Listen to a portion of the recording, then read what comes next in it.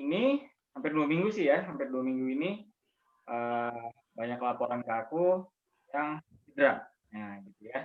Nah, jadi mungkin kita bahas sore hari ini adalah sesi kali ini di kelas lanjutan kita bahas bagaimana mengatasi ya atau mencegah dulu ya, mencegah dulu. Nah, jadi mencegah dulu bagaimana kita bisa mencegah potensi cedera yang ada. Nah, tapi yang kita perlu pahamin adalah dalam kita latihan beban, potensi cedera itu pasti ada. Ya, kenapa? Karena yang namanya juga kita angkat beban. Oke? Nah, ini angkat beban tentu saja ada salah gerakan, ya kan? Mungkin bebannya terlalu berat, ya. Mungkin posisinya juga nggak pas, ya. Jadi banyak hal yang memang atau yang paling lebih tepat kurang pemanasan. Nah, itu yang paling penting, ya. Jadi dan juga badan nggak fit. Jadi banyak faktor, ya, banyak faktor yang menyebabkan potensi kita bisa cedera, gitu ya. Nah, jadi ini yang bukan sesuatu hal yang harus dikhawatirkan, tapi harus kita waspada. Nah, gitu ya, jadi harus waspada. Nah, dari berapa pemantauan aku sendiri dan pengalamanku sendiri, mungkin aku cerita dulu ya, pengalamanku dulu ya. Jadi kalau aku cedera yang jelas pernah aku alamin dulu, kalau dulu ya, bukan yang waktu pas sudah keto, dulu pernah cedera bahu, ya. Nah, cedera bahu, lupa aku. Oh, sorry, bahu kanan, ya, bahu kanan, ya. Jadi itu pada saat bench press, ya. Nah, bench press, incline bench press tepatnya. Nah, jadi kalau incline itu bahu lebih konsentrasinya lebih berat. Nah, ketimbang bench press biasa ya kalau teman-teman yang udah main gym ya. Nah, jadi kalau ketimbang lebih bench press biasa incline, jadi posisi begini ya, karena posisi kalau bench itu begini, kalau kita incline posisinya kayak gini. Nah, ya, jadi memang targetnya adalah upper back. Nah, jadi dada atas. Nah, ya posisi dada atas yang di mana bahu bahu depan nih ya anterior deltoid ini yang bagian sini, nah itu kontraksinya memang lebih berasa. Nah, jadi sebenarnya incline bench press itu sebenarnya juga lebih ke arah bisa melatih bagian anterior deltoid. Nah, jadi anterior deltoid yang bagian sini ya. Nah, ini kalau ke flex nih kelihatan ya. Nah, ini dekok yang sini nih. Nah, ini anterior deltoid nih, yang bagian sini. Nah, jadi kalau kita melatih incline bench press, jadi kalau misalnya ini juga tips juga bagi teman-teman yang melatih anterior deltoid, salah satunya kalau misalnya di gym ya, kalau di gym tuh misalnya bisa ada Smith machine, nah itu bisa fokusnya gitu, jadi badan di sini, nah itu gitu. Nah tapi potensi ada kalau misalnya bebannya terlalu berat kembali lagi. Nah dulu pernah aku alamin ini sakit banget. Jadi bedanya antara jarum dengan cedera adalah kalau cedera itu pasti nyeri, ya tertusuk tajam, ya bener kan?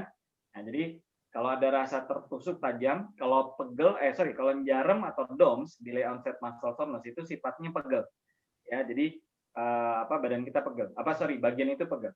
Nah kalau cedera itu tertusuk tajam, nah berarti itu cedera. Nah sekarang yang harus dilakukan dulu ya. Jadi yang harus dilakukan pada saat kita cedera adalah yang pertama, ya memang harus istirahatkan dulu bagian otot tersebut.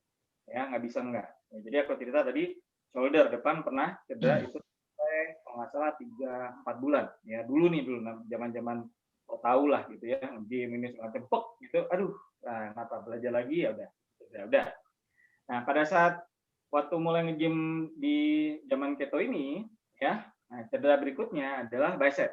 Nah, jadi bicep ini pernah cedera, makanya kalau dari bagian semua otot ini bicep ini kalau dilihat memang belum gitu gede ya. Nah, karena ini istilahnya karena dulu cedera. Jadi 6 bulan, bahkan 7 bulan, ya itu aku nggak bisa ngelatih secara isolation begini nih. Nah, ini langsung nyeri, nggak bisa. Ya, kenapa? Karena salah satunya deteksinya dulu adalah karena aku latihan deadlift, ya, deadlift dari awal memang. Nah, biasa, namanya juga masih so tahu kan, nah gitu kan. Nah, jadi latihan deadlift, aku nggak ngerti mungkin kenapa salahnya, ya, tapi latihan deadlift salah satunya karena posisinya deadlift ada begini, ya. Nah, mungkin beban terlalu berat, mungkin juga belum pemanasan, banyak faktor, tapi potensi deadlift adalah salah satunya adalah kalau tidak well trained, ya, dia akan menarik bicep ini akan terlalu keras. Jadi penasarannya sebenarnya nariknya begini, jadi cuma diem aja, ya. Tapi kontraksi di sini, di bicep ini, ya walaupun dia tidak kontraksi, akan bisa menimbulkan potensi dan itu yang aku alami. Nah, gitu ya. Nah, jadi 6 bulan, 7 bulan, bicep nggak bisa dilatih secara serius. Jadi sekarang baru akhir-akhir ini baru main bicep udah lebih serius lagi, makanya memang mungkin ini agak sedikit ketinggalan dibandingkan yang lain. Oke, tapi nggak jadi masalah. Itu menjadi pelajaran juga penting, gitu ya. Jadi bagi teman-teman yang memang latihan beban, ya, yang pertama adalah yang paling penting adalah beban itu jangan dinaikkan secara drastis. Nah, itu yang paling penting, ya. Jadi misalnya kemarin ada laporan, waduh badan remuk semua, ya. Om, kenapa Om? Badan ini segala macam. Jangan main deadlift juga, gitu ya. Ya ternyata meningkatkan bebannya yang tadinya berapa? 85 jadi 85 ke 110.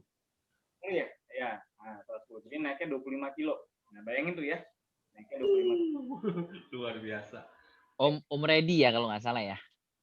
Nah, jadi ototnya tetap. Nah, ini juga bisa terjadi dengan mengurangi panik, ya. Yang tadinya 1 kilo, ya. Mainnya 1 kilo nih, ya. Mainnya 1 kilo nih. Oke. 1 kilo, wah kayaknya berasa enteng ya. Nah, udah. Berikutnya, udah beli deh dumbbellnya 4 kilo. Nah, gitu ya. Jangan ya. Nah, gitu. Jadi maksudnya naiknya bertahap. Gitu. Apalagi teman-teman yang kategori masih benar-benar pemula, gitu ya. Jadi meningkat dari 1 kilo, dia naiknya lanjut 2 kilo. Misalnya dapat dumbbell ya, gitu ya. Jadi dari 1, 2. Kalau cowok misalnya dari 4 kilo, ya dumbbell 4 kilo, mungkin naik kalau ada dumbbell yang model 5 kilo, apa 5 kilo gitu. Atau paling 7,5 masih oke. Jadi jangan langsung ke 10. Nah, gitu ya. Nah, itu akan menimbulkan potensi cederanya lebih berat. Jadi di sini adalah kita melatih otot kita dengan latihan beban ini. Ya, Dok ya. Nah, jadi kita melatih latihan beban ini adalah memang harus men-challenge kita, otot kita dengan berat beban yang meningkat, tapi juga harus rasional. Nah, ini penting nih, teman-teman pahamin. Ya, jadi harus rasional, harus masuk di akal, supaya otot kita tidak kaget. Nah, gitu. Jadi bukan berarti kalau misalnya kita progresif naik beratnya itu secara drastis langsung ujuk-ujuk, jangan gitu juga. Jadi artinya makanya bebannya naiknya bertahap, gitu. Nah, jadi kalau sudah dirasa ringan benar, nah baru naikin lagi bebannya, gitu ya. Artinya itu tadi aku bilang ya, kalau cewek misalnya naiknya per 1 kilo atau per 2 kilo masih oke lah. Gitu. Jangan ujuk-ujuk naik, kalau cewek naik 3 kilo. Nah, gitu ya. Bahkan kayak misalnya teman-teman yang pemula ikutan kelas basic, ya, ada yang baru mulai langsung dumbbell 2 kilo aja. Ini tadi baru laporan tadi nih, yang di Zoom apa di Zoom ini tadi kalau nggak salah. Itu semingguan. Jaramnya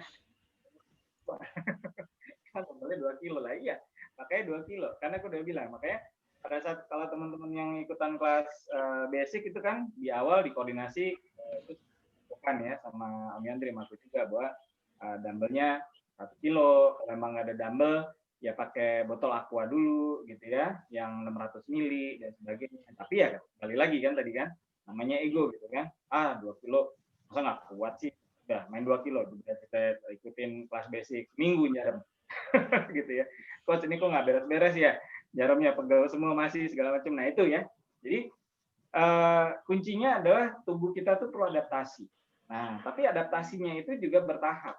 Nah, gitu. Jadi ego kita jangan ikut bermain, ya. Apalagi yang cowok nih, terutama yang pria nih. Wah, kayaknya oke nih, beratnya kita tambah langsung ya segala macam. Nah, habis itu remuk badannya, gitu ya. Nah, gitu. Nah, jadi kita harus bermain juga secara logika, gitu ya, men-challenge ya.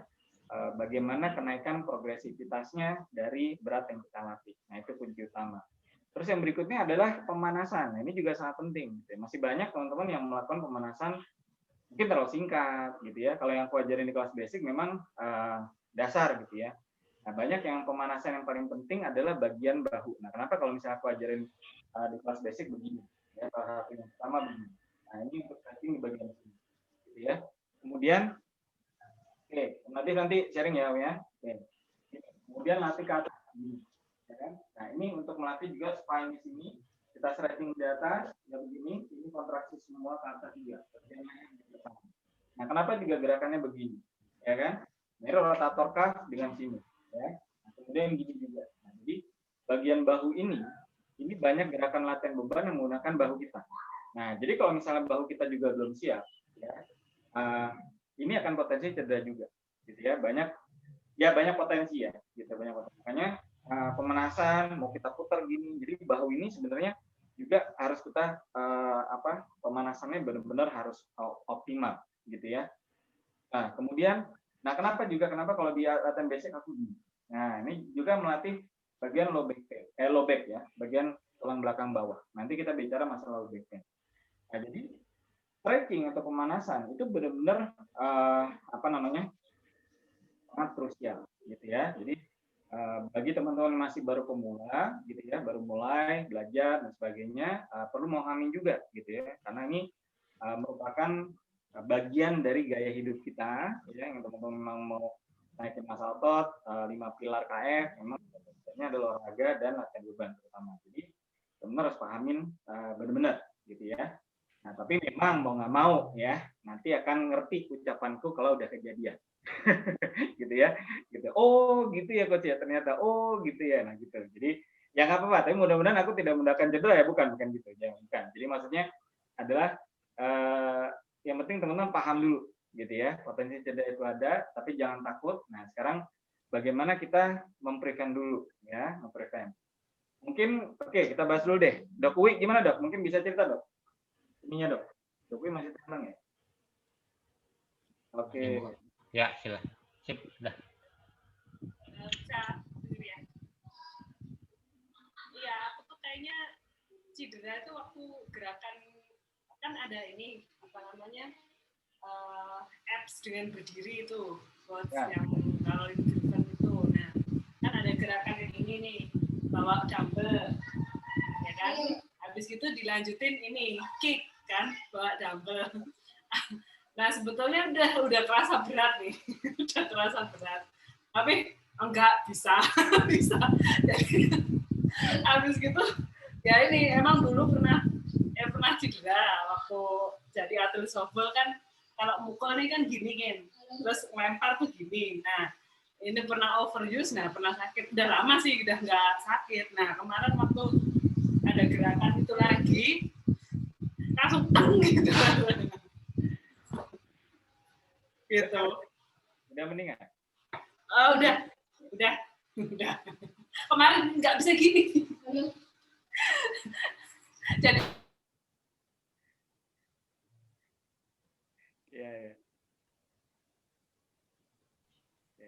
Freeze ya, Dokter Uwi, freeze ya?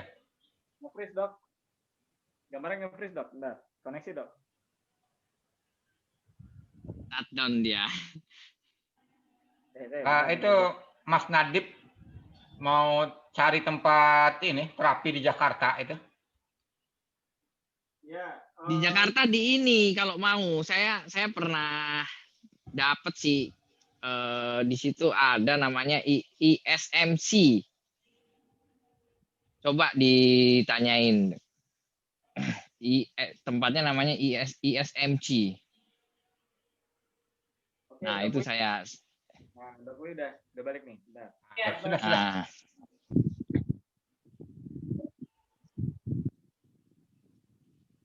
Lanjut, Dok. Ya, itu jadinya yang udah lama nggak cedera, kemarin cedera lagi. Jadi nggak bisa ngangkat ini, nggak bisa ngangkat bahu, ngangkat gayung ini nggak bisa. Terus ya udah, saya minta tolong sama Bapak untuk beratnya aku kayaknya harus nggak bisa, sakit banget. Terus hari kedua udah mending, hari ketiga udah hilang. Gitu. Aduh, kacau. Ya, Dok, caranya. Oke. Jadi, nah gini ya. Jadi key point nih dari apa ibaratnya ceritanya Mbak Kui ya. Nah, jadi kalau kita dulu udah pernah cedera, gitu ya. Nah, itu juga harus dilihat sebenarnya. Jadi juga bisa menimbulkan cedera berikutnya lagi. Jadi ngulang gitu. Sama halnya makanya kenapa contoh ada yang ikutan program coaching yang di Covid 90 ya. Nah, jadi dia tidak ngomong pernah cedera, ya kan? Nah, kemudian aku berikan latihan, gitu ya. Latihan sama pertama masalah pusat di dada, ya. Nah, ternyata minggu depannya, ya, dia baru bilang, ya, dia dada yang nyeri dan sebagainya, dan baru cerita bahwa dulu sebelum mulai KF ini pernah cedera di bagian dada. Nah, gitu, bagian dada. Nah, kemudian kalau dulu dia bilang pernah diurut ya dan udah hilang gitu kan. Nah, berarti pada saat sudah mulai latihan lagi dengan beban yang lebih berat, ternyata kumat lagi. Nah, sama mungkin hampir mirip dengan Dokui gitu ya. Nah, dulu mungkin pernah cedera softballnya segala macam, kemudian bebannya terlalu berat, mungkin Dokui kemarin ya bebannya keberatan ya dok ya. Nah, bebannya mungkin keberatan atau mungkin kurang pemanasan juga, ya banyak faktor ya gitu ya. Nah, sehingga kemudian pada saat kejadian ya cedera dan cederanya mengulang cederanya mengulang cedera yang lama. Nah gitu. Jadi ada cedera lama kemudian kumat. Nah, kayak tadi Om Nadif juga nih. Nah gitu ya. Kalau Om Nadif di Jakarta Om kalau terapis kalau bentuknya terapis ya untuk terapis mungkin aku belum pernah tapi aku biasanya pijat urutnya di Haji Naim namanya gitu. Kalau yang teman-teman di Jakarta pasti tahu ya di Jakarta Selatan di Antasari gitu ya. Nah tapi boleh terserah di mana aja gitu ya. Nah jadi kalau misalnya Dokui case-nya gitu ya dok ya. Nah, jadi kalau menurutku memang karena udah ada cedera lama kemudian terpicu mungkin karena bebannya keberatan gitu ya. Mungkin juga kurang pemanasan, nah sehingga akhirnya cedera lama kumat. Nah, jadi makanya itu penting sekali bahwa kalau kita menaikkan beban, ya itu harus benar-benar serius ya dipahamin gitu ya dipahamin. Nah, terus yang kedua ya, jadi untuk menghindari atau ibaratnya potensi cedera yang ada gitu ya. Kalau teman mau ngikutin boleh monggo. Kalau aku setiap bulan sekali itu pijat urut yang benar-benar seluruh badan. Nah, seluruh badan. Nah, gitu. Kenapa? Karena kalau aku memang heavy lifting, ya, heavy lifting, bebannya berat. Nah, terkadang sering kita juga nggak ngerti nih potensinya cedera di mana dan sebagainya. Tapi sebenarnya kita bisa merasakan adalah ciri-cirinya adalah kalau kita bergerak ya dalam berbagai posisi, kemudian ada posisi yang kemudian nggak enak, ya ada nyerinya. Nah, mungkin di situ posisinya. Nah, gitu ya. Kenapa? Karena semua posisi yang kita lakukan gerakan ya tanpa beban pun ya jadi misalnya kita begini gerak gini gitu ya. Nah kemudian nah gitu ada yang berasa di satu bagian tertentu yang kemudian berasa nyeri. Nah itu dan jangan remehkan ya. Jadi maksudnya gini, jangan remehkan tuh gini. Paling cuma ini aja lah gitu ya. Inilah cuma gitu. Jangan ya gitu. Karena itu bisa ibaratnya satu kabel bisa nyambung ke kabel yang lain saraf. Nah, karena kita nggak ngerti itu hubungannya apakah memang otot atau hubungannya dengan saraf. Nah, karena otot dan saraf ini kombinasinya, ini saya nggak ada Dok Yusuf ya. Nah, karena otot dan saraf ini kombinasinya dekat, gitu ya, hubungannya dekat, relasinya juga dekat. Nah, jadi makanya aku anjurkan kalau memang serius gitu ya, karena memang kita udah latihan beban lah intinya, gitu ya. Nah itu kalau mau ya terserah bisa pijat urut yang kalau aku biasanya kalau mungkin yang banyak cabang tuh Toyama gitu ya, itu ada terapis yang wanita juga ada. Nah, tapi kalau nggak safe dengan kondisi COVID ini jangan gitu ya. Tapi emang kalau misalnya ini kan dulu ya cerita. Nah, tapi kalau misalnya sekarang kondisi sekarang ya kalau mau aman ya misalnya kemarin wah nanti rame gimana ya banyak orang ya oke memang ada potensi itu. Tapi yang kedua ya buat spray sendiri misalnya gitu ya kalau memang budgetnya mau benar-benar gitu ya. Nah kalau Nadif kasusnya itu tadi ya Om ya. Jadi kalau yang lain misalnya ada info boleh di share ke Om Nadif. Tapi kalau aku biasanya di Haji Naim Nadif ya di Jakarta Selatan dekat Antasari. Ya bisa di googling tuh gitu ya banyak ini kayaknya atau karena case-nya mungkin Om Nadif sudah sedikit lebih ada kejadian gitu ya gitu. Oke gitu Dok W, makasih Dok sharingnya gitu. Om Doni gimana Dong? Om Doni? Oke, tar. Jadi kemarin itu, tapi cuman nggak sampai cedera berat sih. Jadi karena ya itu biasa baru masuk game, wah bener sih jangan terpancing ego kita itu harus ditahan gitu ya. Jadi saya waktu itu let pull down lah ya, let pull down karena mungkin terlalu bersemangat ya bebannya juga langsung nggak pakai yang paling rendah. Jadi itu nggak nyampe berapa ya cuman 3 kali latihan tuh itu kayak saya ngerasain kayak shoulder kayak mirip frozen shoulder gitu. Ya, itu dipakai gerak ini bahkan saya pakai wudhu aja agak nyeri gitu loh. Terus kayak narik narik seat belt di mobil pun juga saya harus pakai tangan yang nggak nyeri gitu. Jadi ya makanya saya tak tahu tuh tempat apa ini yang tadi saya share di siapa Dok Nadif ini, karena waktu itu saya mikirnya waduh ini kayaknya bakal bahaya ini mau nggak mau saya harus terapi nih ya. Tapi kuncinya sih memang harus istirahat sih, istirahat terus pemanasan juga. Dari situ akhirnya jadi belajar sih coach, maksudnya saya juga belajar mineral itu juga apa penting ya. Terus habis gitu merasakan tubuh sendiri lah. Jadi kalau merasa nggak nyaman, ya mending ini. Jadi terus egonya juga harus ditahan. Ya benar, Coach Sebi bilang nggak boleh langsung naik hajar.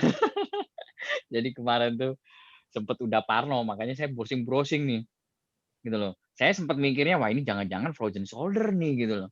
Ya alhamdulillahnya sih nggak sampai ke situ gitu loh. Untungnya saya tahu bisa merasakan akhirnya ya udahlah itu berapa hari saya nggak latihan di ini, dan setelah itu ya akhirnya jadi belajar wah harus dari nol dulu nih. Misalnya bebannya di lat pull down itu kan biasanya 10 kilo ya Om ya coach ya. Ya udah berarti saya mulainya harus 10 kilo. Ntar nambah lagi yang kedua. Jadi nggak, waktu itu saya karena terlalu ego ya, mantep nih. Langsung saya masukin 25 coach. Emang kuat. Wah, ini cuman mungkin karena kaget aja ya. Nggak pernah lat pull down yang biasanya kalau lat pull down kan pakai apa resisten ya gitu loh. Wow, ini langsung digenjot yang pakai mesin. Nah itu. Jadi take down SS itu gini teman-teman ya. Jadi gerakan yang sama tapi dengan alat yang berbeda itu juga menghasilkan tekanan yang beda. Nah, gitu. Benar. Jadi misalnya tadi Om bilang udah latihan lat pull down pakai resistance band nih, mungkin bisa sama-sama gini ya. Tapi kemudian masuk ke mesin, ya sama mungkin gerakannya, tapi kan bentuk resistennya berbeda. Nah, gitu ya. Nah, itu juga akan menghasilkan tekanan yang berbeda juga. Nah, gitu loh. Jadi makanya kayak misalnya aku kemarin share bahwa kayak misalnya bicep nih untuk isolate nyeri banget. Nah, tapi apakah aku stop benar-benar di enggak? Yang aku mainkan adalah main di mana compound exercise. Nah, gitu. Jadi compound exercise misalnya yang ada kalau di tempat gym ada namanya front pull down begini, ya. Nah, yang begini nih. Nah, kalau gini bisa, gitu. Jadi akhirnya yang aku lakukan melatih otot bicep dulu ya. Nah, karena kalau misalnya baru di off kan, wah ini nanti bisa jadi kecil banget kan, gitu. Jadi yang aku lakukan adalah melatih bagian kompon aja. Jadi kompon barengan sama yang lain, tapi ini kena juga. Nah, gitu. Nah, itu contohnya gitu. Nah, jadi makanya kalau misalnya kita dalam gini, contoh misalnya dalam satu bentuk gerakan mungkin ada nggak nyaman atau nggak bisa, ya satu otot, misalnya dada, ya mungkin kalau pusatnya berat banget berarti mungkin berat mulu, mungkin bisa ya gitu ya, mungkin bisa latihan dulu yang floor press dulu, nah gitu ya, floor press dulu. Nah, sampai kemudian mungkin sudah terbiasa ototnya, nah coba lagi jajal lagi pusatnya, nah gitu. Ternyata udah bisa nih pusatnya, nah gitu. Jadi kita mesti modify juga gitu. Kalau misalnya kita merasa itu terlalu berat ya, atau baik itu beban atau bentuk gerakan gitu ya, jangan dipaksakan ya, tapi kita modify dengan gerakan yang lainnya, tapi dengan target otot yang sama. Nah gitu. Nah jadi sebentar, tadi kalau tadi itu apa? Kalau aku Toyama namanya, coba aja di googling di Toyama. Ya itu ada berapa cabang ya kalau nggak salah. Nah, coba di googling aja di Google Map juga ada Toyama ya. Nah, gitu nanti mungkin bisa coba gitu. Oke, jadi gitu ya teman-teman ya. Nah, jadi yang penting adalah kita mesti waspada ya, bagaimana kita menghindari cedera gitu ya, karena apapun yang bisa terjadi itu ya potensi cedera yang kita lakukan dalam latihan beban itu bisa. Nah, terutama makanya jangan meleng pada saat latihan. Ya, penting. Nah, jadi jangan meleng tuh gini. Jangan meleng kadang-kadang cuma gini aja lah gitu ya, barbel ya apa, dumbbell curl segala. Nah, tapi bisa terjadi pada saat meleng gitu ya, mungkin gerakannya kita nggak terlalu fokus, plek. Nah, jadi ritme, ya. Jadi ritmenya kemudian agak, kalau bahasa Jawanya agak mengsle. Nah, gitu ya. Nah, itu juga bisa berpotensi. Makanya kenapa kalau aku selalu bilang pada saat kita latihan fokus, gitu ya. Fokus benar-benar. Ya, jadi walaupun misalnya Toto ada urusan kerjaan, wah lagi sibuk, udah mending tinggalin aja, ya. Tinggalin. Aku pernah kok lagi mau nge-gym, Toto ada urusan kerjaan, bikin jadi pening kepala, udah mending nggak usah nge-gym, ngapain gitu. Cuma kita nggak bisa konsentrasi secara full. Gitu. Main masa kondisional kita juga nggak maksimal. Nah, gitu ya, teman-teman ya. Nah, jadi tadi Dokter udah sharing masalah shoulder. Jadi benar, shoulder ini ya rentan cedera gitu ya, tapi jangan takut. Yang penting adalah latihan, ya, pemanasan, ya, gerakan semua. Oke, sebentar. Kurang kenceng. Suaraku udah kenceng kan? Kenceng. Kenceng sih di saya. Kalau di saya bagus. Nah, jadi mungkin sinyalnya Bu Tati kali. Mungkin. Nah, jadi teman-teman pahami ya, bahu ini benar-benar kalau mau dilatih ya harus dilatih ya. Jadi harus latih di banyak formasi karena bahu kita ada namanya rotator cuff ya. Makanya bisa bergerak 360 derajat. Nah, jadi makanya kalau misalnya kita mau latihan beban, karena hampir banyak latihan beban menggunakan bahu ya sebagai poros banyak gerakan, makanya bahu itu kalau bisa latihan atau pemanasannya lama gitu ya. Yang tadi aku bilang kan, kalau latihan basic yang aku ajarkan ya begini, kemudian begini, ya kan, begini, ya, gini, ya, terus diputar. Nah, ini kenapa? Karena tujuannya adalah ini untuk melemaskan benar-benar bahu kita, ya, jangan kaget, ya, apalagi nanti kalau misalnya latihan bahu. Oke. Terus berikutnya mengenai bahu juga, ya, kemarin ada pertanyaan karena masih ada yang penasaran gimana sih coach kok bisa bahu sampingnya bisa jadi lumayan gede gitu ya. Nah, makanya aku udah pernah share ya, latihan bahu samping itu bukan bermain dengan berat yang berat. Nah, maksudnya latihan bahu samping itu lateral raise ya. Nah, jadi kalau bisa dilihat ini kan, nah ini kalau gini ya, nah ini kan kelihatan ya. Nah, ini sampingnya nih. Ini lateral deltoid lateral ya, bagian samping. Nah, jadi untuk bisa membuat ini jadi melengkung, jadi ada tempurungnya, ya memang latihan untuk bahu samping terutama ya, karena rentan cedera, jadi nggak bisa beratnya bebannya berat-berat gitu ya. Nah, jadi makanya sering aku udah bilang kan, aku udah posting juga masalah lateral raise. Jadi lateral raise itu dia kuncinya adalah dia main repetisi banyak. Nah, gitu. Walaupun bebannya ringan. Nah, jadi misalnya kalau cowok ya, bebannya 7,5 kilo aja nggak ada masalah. Itu nggak harus beban 15 kilo, enggak. Jangan. Gitu ya. Jangan sampai, wah 12. Kemudian sampai kalau ngangkat tuh, waduh capek banget gini. Enggak, jangan. Ini bukan cedera juga. Jadi aku deh, ya. Nah, jadi kunci utama melatih otot bahu supaya bisa bulat, gitu ya. Kan samping, belakang. Nih kalau belakang kalau bisa lihat nyambung sampai romboid, gitu ya. Nah, itu kuncinya adalah terutama bahu samping, repetisi ya. Dan kalau bahu samping lateral raise itu bukan lurusnya begini ya. Kalau aku ngajarin kan memang lurus, tapi sebenarnya agak bengkok gini. Nah, ini ya. Makanya kemarin ada yang nanya, coach kalau misal bentuknya gini gimana sih? Nggak apa-apa, nggak masalah. Ya, ini juga boleh, gitu. Kalau mau begini juga nggak apa-apa. Jadi kuncinya adalah ini. Makanya kenapa kalau misalnya upright row kan begini juga. Ini ke bawah samping juga. Nah, jadi ya. Sorry, yang make up siapa ya? Kita tuh ya, Bu. Audionya. Nah, jadi kunci utama membentuk bahu samping adalah repetisi yang banyak, tapi bebannya tidak terlalu berat. Nah, itu bedanya, ya. Kenapa? Karena dia rentan cedera. Ya, jadi jangan dipaksain ya, teman-teman ya. Nah, bahu samping posisi gini aja, ya, nggak masalah, ya. Tapi beban ringan. Nah, repetisinya yang banyak. Misalnya, contoh, misalnya mau main repetisi yang bahu samping 100 rep, totalnya dibagi misalnya 20 repetisi kali 4 set, nggak ada masalah ya kalau untuk bahu samping ya, tapi bebannya ringan. Nah, makanya tadi aku share di Zoominar, bagaimana kalau misalnya orang yang misalnya di Zoominar ya, oh iya benar yang tadi Kung Rudi ya. Nah, jadi gimana kalau misalnya takut naikin beban segala macam, nggak apa-apa, bisa main volumenya ditinggikan dan repetisinya lebih tinggi. Nah, gitu, itu hipertrofinya bisa juga untuk akhirnya naik juga. Nah, gitu. Nah, contohnya bahu samping. Kenapa bahu samping bisa besar dengan repetisi tinggi? Padahal bebannya ringan. Nah, gitu. Kalau cowok, misalnya beban sampai 10 kilo pun juga udah lumayan, ya. Kalau nggak kuat jangan 10 kilo dulu. Kalau cewek misalnya dengan beban dumbbell 3 atau 4 kilo untuk lateral raise, ya itu pun udah sangat cukup. Ya, jadi kalau untuk bawah samping tidak perlu untuk menantang beban yang berat-berat. Nah itu kuncinya, ya.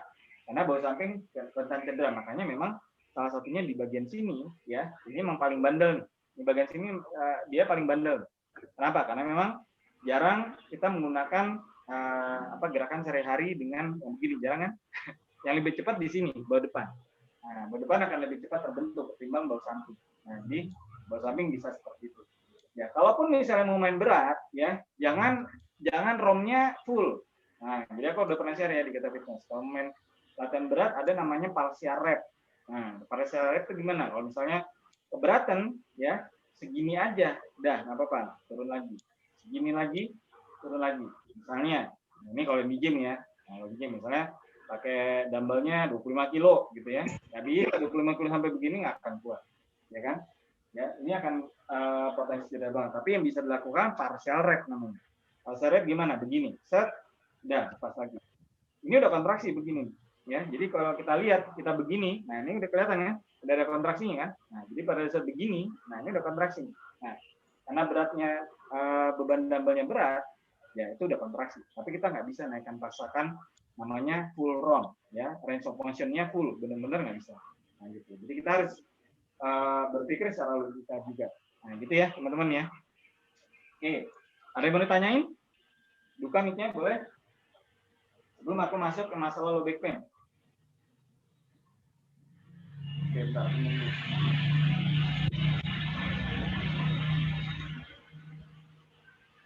Oke, berikutnya kalau ada lanjut ya. Berikutnya adalah mencegah untuk bagaimana terhindar dari low back pain. Ya, kembali lagi adalah yang pertama, kalau teman-teman yang main latihan pakai dumbbell, ya, posisi membungkuk itu harus lurus. Itu bolak-balik ya, aku ingetin ya, teman-teman yang masih baru segala macam ini bungkuk harus lurus ya. Tarik bahunya ke belakang. Ya, gimana cara narik bahu ke belakang? Latihan tiap pagi muter gini, ya, stretching, puter gini, ya, bahu tarik ke belakang, lepas lagi tarik belakang, ya, supaya ini benar-benar kita melatih supaya bungkuk ini lurus, ya, jangan begini. Ya, kalau begini potensi cedera pasti akan banyak. Ya, dan kalau kita latihan pakai dumbbell, ya kecuali pakai resistance band ya, makanya kalau teman-teman belum punya resistance band, aku sarankan ya. Kenapa? Karena kalau resistance band, potensi cedera lebih minim. Kenapa? Karena variasi gerakannya bisa horizontal, ya, tidak hanya vertikal. Tapi kalau pakai dumbbell pasti harus vertikal, ya, dari bawah ke atas, bawah ke atas. Nah, sehingga kalau vertikal, posisi begini membungkuk ini pasti akan banyak. Nah, jadi kalau paling banyak, teman-teman juga harus belajar bagaimana bungkuknya lurus. Nah, itu yang pertama. Yang kedua, teman-teman juga harus melatih. Nah, selain melatih supaya lurus, nah teman-teman harus melatih kekuatan di lower back, ya, di bagian sini. Nah, ini teman-teman harus mulai melatih, ya. Nah, salah satu latihannya nih sekarang aku mau share, ya. Melatih kekuatan otot punggung bawah, ya, low back, ya. Jadi melatih kekuatan punggung bawah. Teman-teman tinggal cari, boleh pakai bangku yang dijajarin atau punya bangku kayak gini nih, bangku organ ya. Nah, kalau nggak punya bench benar-benar ya. Kunci latihannya adalah seperti ini ya.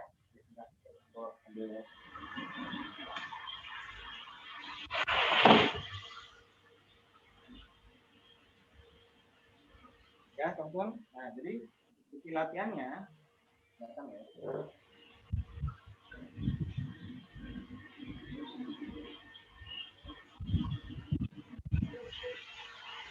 Ini ya, ujung dari bawah ya, naikin ke atas. Ya, turun lagi, naikin lagi ke atas. Ya, ini sampai ke atas nih. Turun lagi, naikin ke atas. Tahan, turun lagi, naikin ke atas. Nah, gitu. Kelihatan ya? Kelihatan ya teman-teman ya? Oke. Nah, dengan cara seperti itu, bagian sini ini dilatih, ya, lebih kuat, ya, karena potensi cedera di low back itu akan banyak, ya, dengan Belum kelihatan coach. Gimana? Nggak kelihatan, diulang. Hah? Nggak kelihatan. Benar nggak tadi? Nah, kelihatan ya? Kelihatan, harusnya kelihatan. Nih.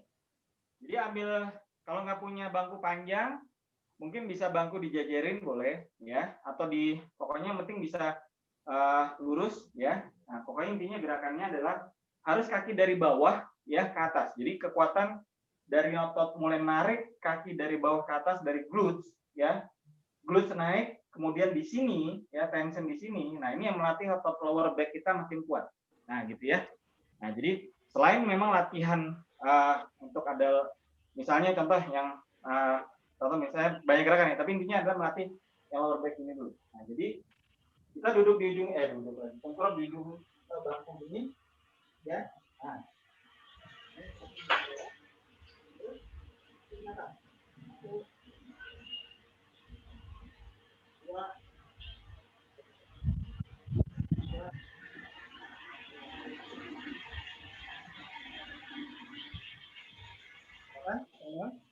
ya. Nah, jadi lakukan bisa 10 repetisi sampai 20 repetisi, boleh ya. Tapi nggak usah sampai 2 set, 3 set nggak perlu. Karena ini hanya untuk melatih kekuatan di sini. Itu kebalikannya hyperextension ya. Kalau orang tahu ya, di apa? Aku pernah ajarin yang hamstring ya, salah satunya juga gitu. Nah, itu juga sama. Tapi latihan yang ini tadi, nah itu untuk menguatkan bagian sini ya. Nah, jadi itu untuk mencegah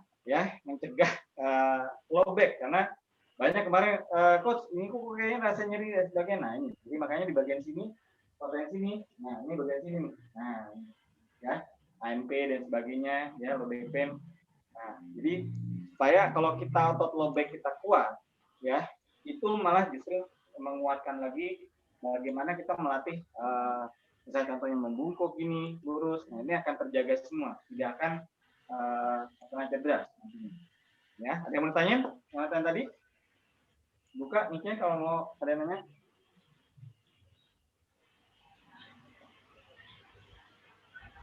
Bingung.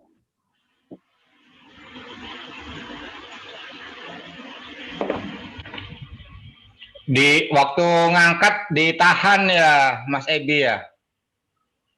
Iya, ditahan.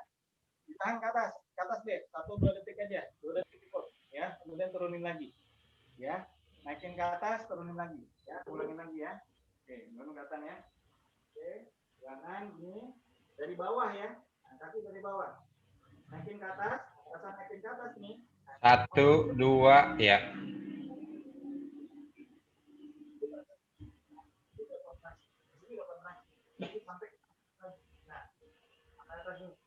Nah, 1, 2, turun lagi. Oke. Lagi. Tahan. 1, 2, turun lagi. Lagi. Tahan. 1, 2, turun lagi. Nah, gitu. Jadi sampai kakinya agak naik ke atas. Nah, karena sini nih. Nah, ya. Nah, gitu ya. Teman-teman ya. Kalau saya latihan dulu itu namanya perahu-perahuan gitu. Oh. Ya kan kalau di laut kan kita kan latihan ini apa namanya rescue kan sama marinir. Ya, itu dilatih itu untuk nguatin ini namanya perahu-perahuan. Jadi kalau kelihatan nggak ya kalau saya di ubin ya? Ya, nggak apa-apa. Gimana, Be? Jadi diangkat ininya. Ah, gitu. Oh, iya, ya hampir mirip. Iya, ya sama. Ya, itu lower back. Ya. Jadi kalau dia memang sudah bisa, ini tinggal ini angkat sini, angkat sini. Gini. Ya, betul. Nah, gitu. Nah, karena bentuknya seperti ini, itu teman-teman kalau di marinir itu ya dibilang perahu-perahuan gitu. Ya gitu apa namanya? Stretching kita sebelum kita rescue gitu. Ya. Bisa. Nah, kalau bedanya dengan yang kalau teman-teman pakai bangku, ya, itu romnya, range motion-nya bisa dari bawah kakinya, jadi naikin ke atas. Nah, kalau cuma dari ubin ke tadi Babe, ya bisa juga, ya, tapi dia posisinya startingnya udah dari lurus. Nah, gitu. Jadi stretching kita pengen adalah di bagian glutes ini sama di lower back. Nah, di sini. Nah, kita juga mau melatih glutes kita kan. Nah, jadi kalau kalau dengan posisi di ujung pakai bench atau kursi yang dijajarin seperti ini, nah jadi dari bawah kaki ke atas ini, nah dari kayak gini, nah, ini dari bawah nih, nah ini pada saat naikin ke atas, nah ini udah kontraksi. Iya, betul. Ya. Iya. Enak gitu. Pinggangnya enak itu, sama kayak dipijat itu. Tahan, 1, 2, turun lagi. Ya. Turun lagi, tahan. 1, 2, turun lagi. Jadi, kenapa? Kalau misalnya nggak bisa, kayak Babe nggak masalah ya teman-teman ya. Mau ngelakuin yang di lantai sendiri, menggerakkan Superman juga bisa. Itu juga melatih. Mau tanya Coach, Ya, nggak apa-apa. Gimana, Dok? itu tangannya nahan atau tangannya biasa aja? Pegangan, karena pegangan itunya. Karena kan kita mau narik, jadi tangan kita pegangan di bench-nya. Oh. Tangannya pegangan. Bentar, aku mundur dikit ya, biar kelihatan. Ya. Pegangan buat keseimbangan, Bu. Jadi supaya dia ngangkat kakinya punya tahanan gitu, supaya kuat. Ya, di situ cukup, Mas. Cukup situ ya. Begini ya. Kelihatan ya, Be ya? Ya, kelihatan situ. Nah, jadi gini. Nah, pegangan tuh. Angkat. Oh, iya, ya Coach. 2, 3. Nah, jadi di sini tangan kita pegangan untuk kestabilan. Nah, turunan. Karena kontraksi kita ya di lower back sama di glute. Nah, jadi makanya stabilannya kita megang. Terserah mau bentuknya bangku atau apa, pokoknya dia harus megang karena supaya bisa kontraksi kita lebih maksimal. Nah, karena pada saat dari bawah naikin kaki ke atas, nah, kita melatih di lower back-nya. Nah, gitu ya. Tapi kalau misalnya nggak ada yang tadi latihan Babe bisa, ya. Superman bisa. Kalau Superman ngangkat kayak tadi Babe itu, atau kakinya doang. Tapi memang ROM-nya atau range of motion-nya ya tidak sebagus yang pakai ini. Karena kalau dari sini ini dari bawah. Nah, yang dari bawah itulah yang menguatkan naiknya ke atas. Nah, ini yang melatih glute sama ini dikuatkan semua. Nah, gitu. Ya. Kalau pakai kursi itu keuntungannya sudut angkatnya lebih banyak. Jadi konstruksi otot di pinggang itu lebih besar juga. Yes. Nah, gitu. Jelas ya, teman-teman ya? Nah. Oke, ada pertanyaan lagi? Dok Maya udah jelas ya? Oke. Dok Wi, ada pertanyaan, Dok? Dilatih, Dok. Dijajal, Dok. Oke. Jadi mulain lagi, Coach. Bebannya udah ini, aduh kok jadi. Ya udah deh, sekilan lagi dulu deh.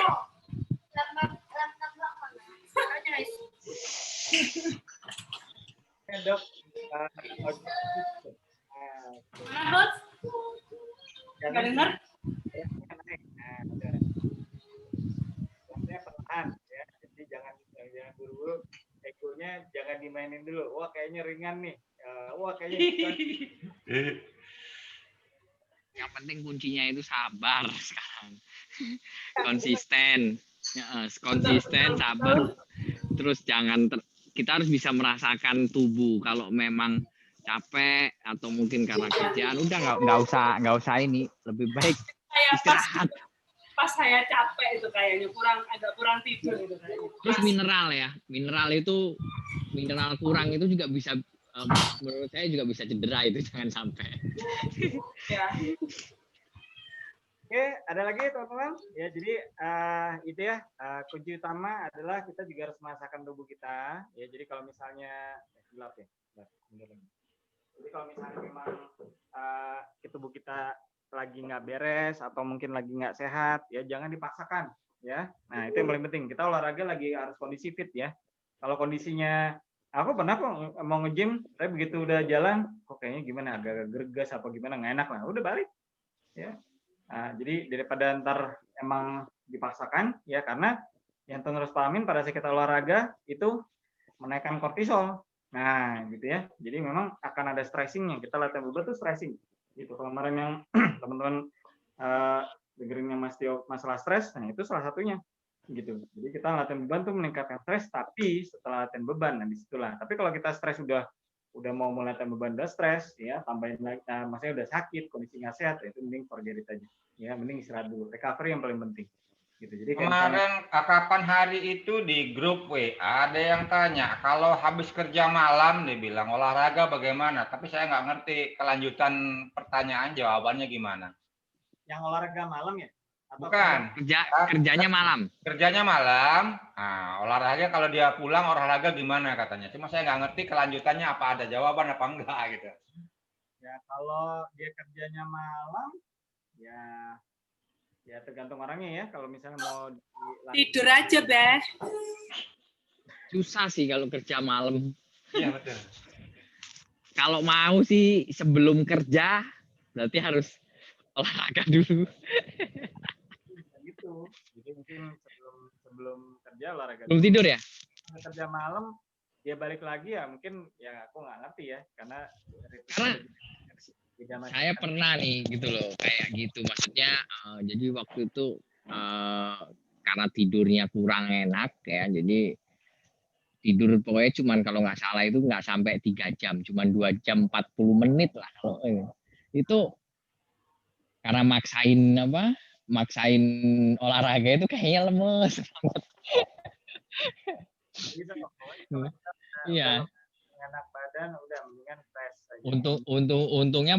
Untungnya nggak olahraga berat gitu. Itu aja nggak berat loh ya, olahraga yang ya ringan-ringan lah, cuman kayak jumping jack kayak gitu aja, sama mountain climber itu aja. Aduh, udahlah tidur aja lah saya. Mending saya tidur aja pagi. Ya akhirnya nggak olahraga, akhirnya pagi tidur ya udah. Jadi memang sih kadang ego itu karena terlalu bersemangat ya gitu loh, itu bisa mengalahkan yang lainnya. Itu kalau pandangan saya itu wah, apalagi kalau udah ngelihat di grup gitu ya, gitu yang share gini ya, itu udah semangat banget tuh kayak gini. Cuman kita harus tahu lah tubuh. KF kan bukan untuk jadi Superman ya kerja. Nah itu banyak teman-teman berpikir wah kita udah ketosis ini bisa ngapain aja, nggak bisa juga. jangan karena kalau olahraga ini itu bahaya, karena jelek juga kalau overtraining itu juga dipaksain juga ke cedera, juga rentan juga sih menurut saya. Nah kuncinya adalah ya harus tahu konsekuensinya. Misalnya ya latihan sampai, contoh misalnya aku bisa latihan sampai 1,5 jam 2 jam, ya konsekuensinya apa? Makanku juga gila. Ya benar, harus nutrisinya harus tercukupi. Istirahat sama nutrisi itu penting. Jadi makannya juga gila. Kenapa? Karena untuk recovery. Jadi makan banyak itu untuk recovery juga. Recovery bagus. Kemudian tidurnya juga akhirnya bagus ya. Jadi itu yang aja. Makanya all you can eat ya coach ya. Karena daging itu emang recovery-nya cepet sih. Bener.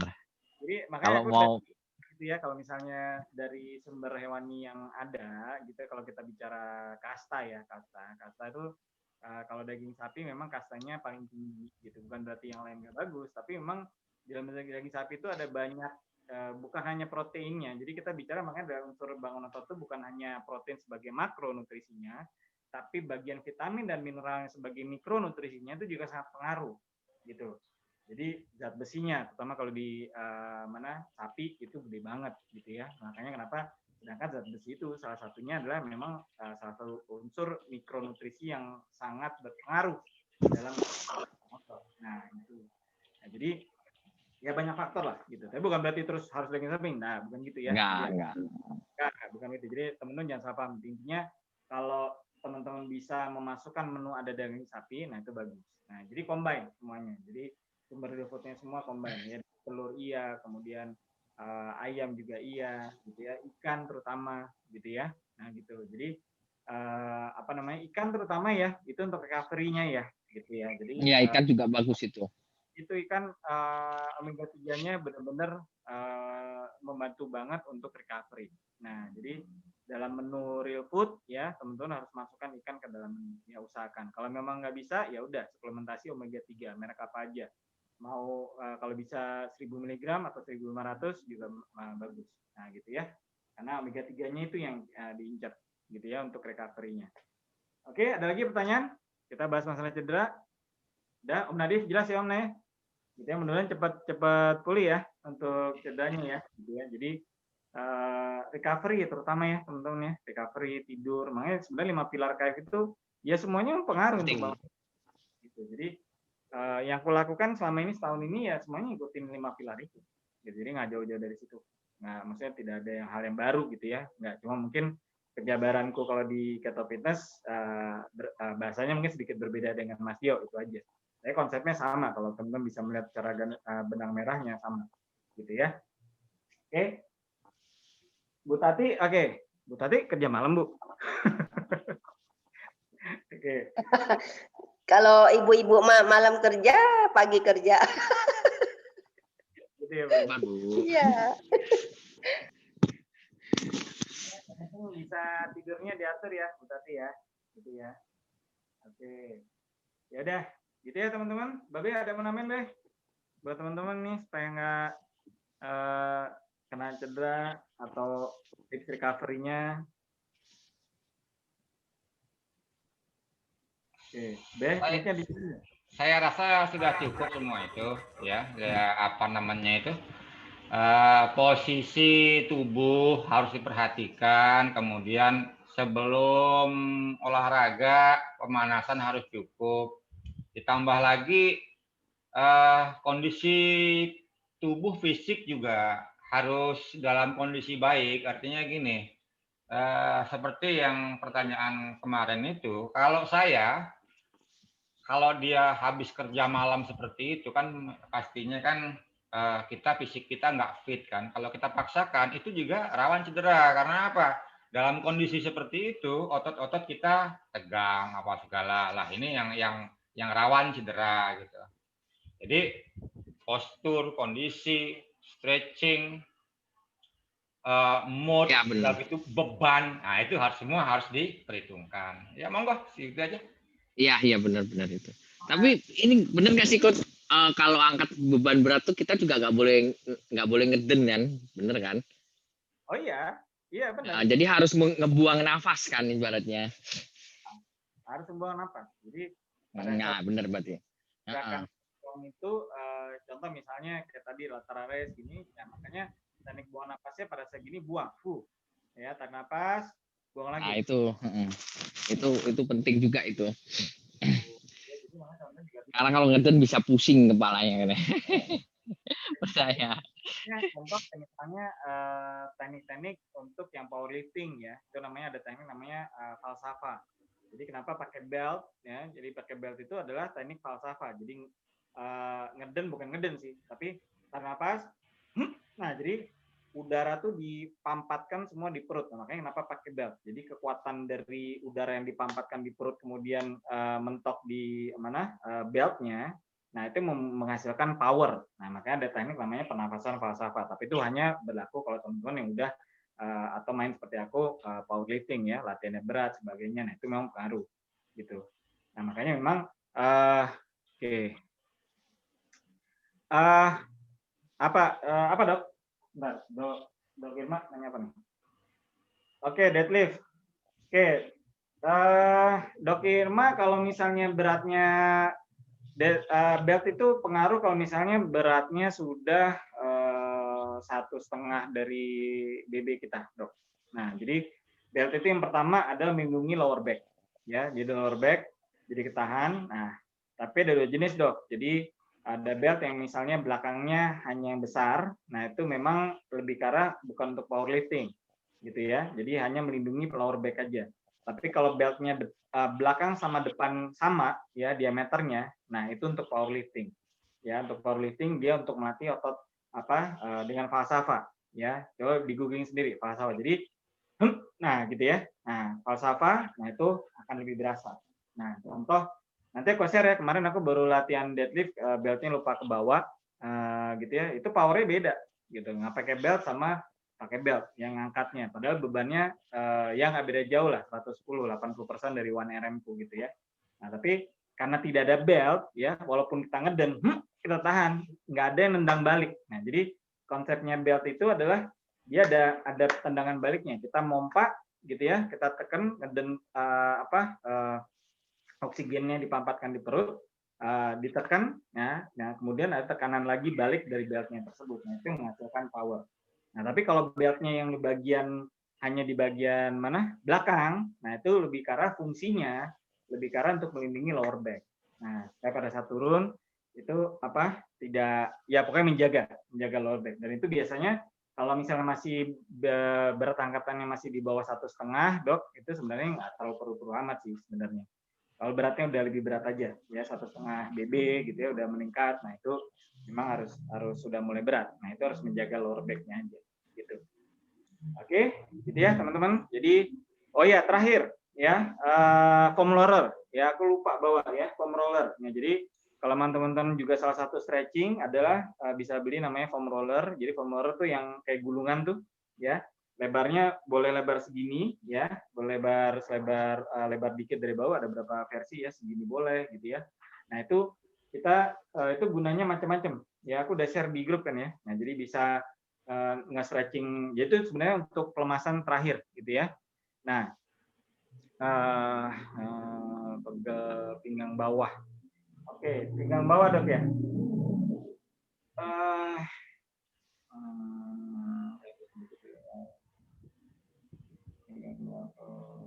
Oke. Ya kalau pegel sih nggak apa-apa dok. Nah makanya itu pinggang bawah berarti memang kena di lower back. Makanya tadi aku bilang gitu kan, kalau misalnya memang kita latihannya lebih karena banyak yang membungkuk gitu, makanya latihan mengencangkan ya bagian lower back seperti latihan tadi gitu ya. Nah itu sangat berguna dok gitu. Jadi supaya lower back kita kenceng gitu. Nah jadi lower back kita benar-benar kita harus kencengin benar-benar. Nah karena ya itu tadi gitu kan, banyak gerakan-gerakan yang kalau misalnya kita membungkuk segala macam, karena potensi kalau kita tidak melatih ya, karena gerakan membungkuk kan pasti begini ya kan. Nah ini kalau misalnya kita nggak ngelatih lower back begini, nah di sini nih nanti akan terlalu banyak kontraksinya. Nah gitu. Nah jadi memang harus dilatih yang latihan tadi dok. Coba rutinin aja. Nah rasain bedanya gitu ya. Nah jadi benar-benar bisa untuk menguatkan ya lower back, karena lower back kita benar-benar harus kalau aku bilang memang harus dilatih untuk menjadi kuat gitu. Karena kalau memang banyak gerakan kita membungkuk, misalnya terlebih kayak misalnya aku udah dalam kategori powerlifting gitu ya. Nah ini lower back ini memang udah mau nggak mau harus apalagi kalau udah latihan berat ya, habis deadlift segala macam. Yang aku lakukan kalau habis deadlift berat, latihan berat yang pertama foam rolling ya. Jadi begini, ini foamnya di sini. Nah ini diputar sampai ke atas, turun lagi ke bawah. Nah di sini ini sampai diputar nih. Jadi karena kalau potensi begini, ini kan udah stressing, apalagi kalau deadliftnya konvensional. Ya kalau sumo lower back nggak terlalu, tapi kalau konvensional lower back akan benar-benar berasa. Ya. Nah, jadi stretchingnya itu pakai foam rolling itu sampai begini nih. Nah sampai benar-benar bisa ininya nonggeng. Ya. Jadi ini sampai begini. Nah, karena untuk kembalikan. Itu yang pertama. Terus yang kedua, dead hang. Ya. Jadi gelantungan. Ya, karena kalau kita udah, ini namanya juga neken-neken kan. Nah, gitu ya. Apalagi narik. Ini kan bagian ketekan semua. Nah, jadi kita gelantungan. Nah, gelantungan udah diem aja. Aku biasanya diem semenit. Ya, jadi diem semenit. Ya, untuk ya ibarat kayak meluruskan ini semua nih. Nah, jadi kita gelantungan. Ya. Nah, udah gelantungan aja. Diem. Kalau punya pull up bar tuh, nah itu ya memang salah satunya untuk merileks kalau misalnya kita udah banyakkan latihannya, ya kan kalau kita naikin beban berarti kan ditekan kan, nah kita gantian, jadi kita gantungin. Nah, Doni kan kemarin sharing masalah dead hang. Itu buat forearm juga bagus, biar tangannya nggak gedenya di bicep doang, tapi di forearmnya juga bisa gede. Kalau dead hang itu selalu aku lakukan kalau habis deadlift. Nah, deadlift itu pasti terakhirnya aku pasti dead hang. 1 menit ya, 30 sampai 1 menit. 30 sampai 1 menit. Nah, itu pasti dead hang. Nah, itu akan berasa nih di sininya lebih relax, misalnya yang tadinya stretching tegang ya, segala macam. Nah, itu. Ya, tapi itu nggak apa-apa, teman-teman. Berapa teknik aja ya. Nah, jadi nanti divariasikan lagi, ya diperhatikan, tapi intinya adalah teman-teman harus waspada ya, jangan takut juga, tapi harus waspada bagaimana potensi cedera yang ada ya, asal selama itu bukan nyeri ya, itu bagian dari mungkin bisa tubuh kaget ya, atau belum terbiasa gitu ya. Nah, tapi kalau udah rasanya nyeri, tertusuk tajam, dan benar-benar berasa banget, nah itu berarti harus diistirahatkan, itu yang pertama. Jadi recovery ada dua ya, ada passive recovery dan active recovery. Passive recovery berarti harus diistirahatkan ototnya. Active recovery juga harus dicoba, nah tapi tidak pakai beban. Jadi misalnya, kalau dulu yang pengamanku yang otot, ya passive recovery berhenti, tapi active recovery gimana? Tetap dilatih, bergerak. Nah, jadi latih, oh masih nyeri udah. Tapi latih lagi besok, masih lagi, oh udah, gitu ya. Nah, jadi kayak tadi Dok Wi, ya, sharing kan masih dilatih tuh Dok Wi. Nah, itu namanya aktivitas. Nah, jadi di bagian yang cedera tersebut kita harus ulangin terus, ya, sampai kita rasakan. Ya, tapi jangan pakai beban, gitu. Karena kita harus aktif recovery juga. Jadi ada dua ya, recovery ya, passive recovery, berhenti latihannya di bagian itu ya, di bagian otot tersebut. Kemudian yang kedua, active recovery. Jadi harus dilatih lagi. Ya, gitu ya teman-teman ya. Oke, ada lagi pertanyaan? Kita udah mau jam 5 ya. Kalau nggak ada, mungkin itu dulu ya teman-teman ya. Nah, jadi apa namanya? Nanti kalau ada pertanyaan lagi bisa lanjutkan di grup. Oke, gitu aja. Babe ada nambahin Babe? Rasanya cukup, nggak ada lagi. Oh iya, jangan lupa minum yang banyak sama garam. Dah, itu aja bolak-balik aku ngomong. Nah ya. Ya, sampai bosen. Pokoknya minum yang banyak, isi garam yang banyak juga. Dah. Iya, masih ada yang kemarin Toto tekanan darahnya kok naik ya? Ya ada, cek garamnya gimana? Ya, oh iya mungkin garamnya ya. Ya udah. Jadi kalau ada aneh-aneh nih, nanti yang kejadian habis olahraga segala macem gitu ya. Cek dulu apa? Garam. Nah, jadi tertuduh utama garam dulu ya. Nah, garamnya udah banyak belum masukinnya? Kemudian minumnya udah banyak belum? Nah, gitu. Ya, jadi kalau misalnya aku sendiri ngitung nih minum sehari aja mungkin bisa 4 sampai 5 liter, bahkan sampai 5 liter. Kalau lagi latihan ya, belum latihan sendiri bisa ngabisin 2 liter sendiri. Kalau lagi latihan. Nah, jadi kalau secara total itu bisa 4 sampai 5 liter sendiri habis. Kenapa? Karena aku udah bilang berulang kali bahwa kalau kita udah nggak makan karbo, air ini gampang keluarnya lebih cepat juga ketimbang dibandingkan orang-orang karbo. Nah, jadi berarti kita harus masukinnya lebih banyak. Itu yang pertama. Yang kedua, air itu untuk membentuk otot. Nah, makanya kenapa orang yang karbo itu mereka tanda kutip melecehkan orang-orang yang low carb, mereka beranggapan atau berasumsi bahwa orang yang low carb itu sulit bangun otot. Kenapa? Karena mereka tahu bahwa nah gitu. Kenapa mereka tahu airnya gampang keluar? Karena mereka kalau bodybuilder itu mau tanding, mereka harus melakukan low carb, ngekat airnya. Jadi kalau teman-teman melihat ada bodybuilder tanding di atas panggung nih, begini ya, stretching begini, ya, begini, wah sampai dia harus flex itu capek loh. Yang kalau aku share ke teman-teman yang udah aku share foto begini gitu itu capek loh. Udah nih coba aja. Udah. Nah, orang tanding di panggung mau begini itu benar-benar capek. Nah, karena dia harus mengeluarkan ototnya benar-benar. Nah, untuk mengeluarkan otot benar-benar, airnya harus nggak ada. Nah, gitu. Jadi kalau mereka mau tanding, ya misalnya itu seminggu sebelum atau bahkan 2 minggu sebelumnya, ya mereka tuh harus low carb. Ya mereka udah nggak makan karbo sama sekali, cut, karbonya cut, berhenti. Airnya keluar, tek. Nah, bahkan terakhir aku kenalan ya di Satuan Bajim lah. Ini orangnya Toto datang nih, tingginya saku nih. Nah, datang ngecek, wah dari latihannya sih udah gape nih. Begitu lihat badannya, badannya secara badan, secara baju sih mungkin kelihatan ya, emang aku lihat wah kayaknya nih. Tapi secara bagian foam nih, bukan foam, ini 1,5 kali lipat gedenya dari aku nih. Pas lagi, gede amat, langsung aku bilang, Om, udah latihan berapa lama Om? Gitu, langsung tanya aja. Ya, 10 tahun ada lah, gitu. Gila pas lagi ini saya nggak foto bareng, tapi aku nyatet namanya waktu itu. Namanya Toga apa siapa gitu ya. Dia tanding di mana-mana sampai tanding keluar negeri segala macam. Wah, ini gede banget. Nah, itu aja dia bilang mau tanding ya. Dia mau tanding bahkan ya 3 hari sebelum tanding ya. Dia bahkan nggak minum ya. Terus aku tanya, terus dapat airnya dari mana? Kan mesti ada air lah paling nggak. Ya dari ini kan gue masih makan nasi, dia bilang gitu. Nasi pasti ada airnya dikit. Nah itu gue ambil dari air gue aja. Tapi gue nggak minum 3 hari. Dia bilang gitu. Gila. Nah itu yang makanya gue bilang. Jadi orang yang misalnya maksudku cerita ini adalah itu tadi. Jadi kita potensi lost waternya itu memang lebih besar dibanding orang yang masih karbo. Nah, bikin khawatir ini sih. Jadi skeptis. Membangun otot kita, ya karena potensi keluar air banyak, untuk bisa membangun kita lebih bagus, ya airnya juga harus inteknya banyakin. Nah, gitu loh, kuncinya di situ. Karena otot kita ini terdiri utamanya itu dari air. Nah, ya jadi teman biar paham ya. Nah, jadi jangan takut minum, ya jangan takut minum banyak, jangan takut nanti sering pipis lah. Kalau aku ini udah keluar nih, misalnya jalan mau kemana gitu, aku udah ngitung. Aku minum dulu, set, satu tempat yang tuju itu cari toilet dulu. Nah, udah. Gitu caranya. Sama, Coach. Gitu. Jadi udah ngukur. Jadi minum nih, misalnya minum tumblerku di dalam. Misalnya di tumbler nih 500 ml ya. 500 ml habis satu, ya kan? Oke, 500 jalan mungkin sampai setengah jam ya. Setengah jam. Oke. Target pertama nyampe toilet dulu. Gitu. Nah, karena kalau misalnya lagi mau nge-gym, mau latihan, toilet dulu. Gitu. Karena kalau lagi nge-gym kebelet pipis susah konsentrasinya. Gitu.